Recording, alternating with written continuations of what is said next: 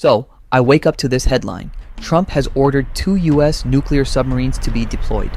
In response to a tweet. Wait, what? Yeah, it wasn't from Putin or the Russian military or even their foreign ministry. It was from Dmitry Medvedev, a guy who used to be president of Russia but who's now more like a nuclear meme machine. He posts these over-the-top threats all the time. Let's rewind. Trump told Russia they have 10 days to agree to a ceasefire in Ukraine, or else. That or else was fresh sanctions against Russia and even against countries that trade with them, like India and China.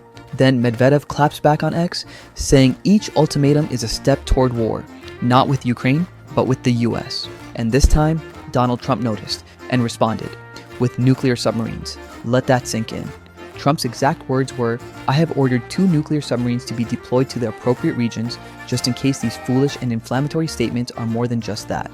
That's vague, very vague, and in nuclear strategy, vague can be dangerous. Let me break this down. The US has this thing called the nuclear triad. It's 3 legs: bombers in the air, ICBMs in underground silos, and submarines roaming silently underwater. These subs, they're invisible, they're undetectable, and they're designed to survive a nuclear first strike, so they can strike back.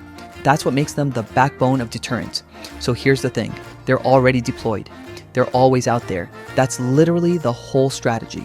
So when Trump says he's deploying subs, it either means A, nothing has changed, or B, he actually pulled some levers on active military operations because of a social media post. And I honestly don't know which is worse.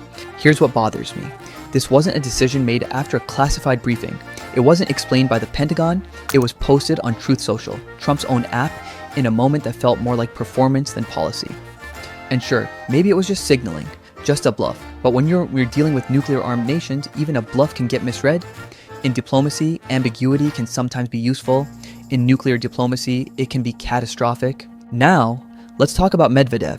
He's not in charge of Russia's military, he doesn't run foreign policy, but he does love throwing gasoline on the fire.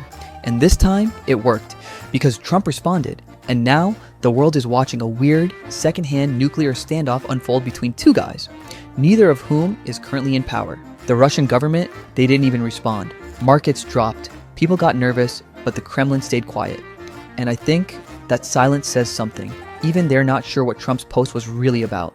Some say this was about showing strength, others say it's political, an attempt to look presidential, project power, maybe even distract from other headlines. But here's the truth.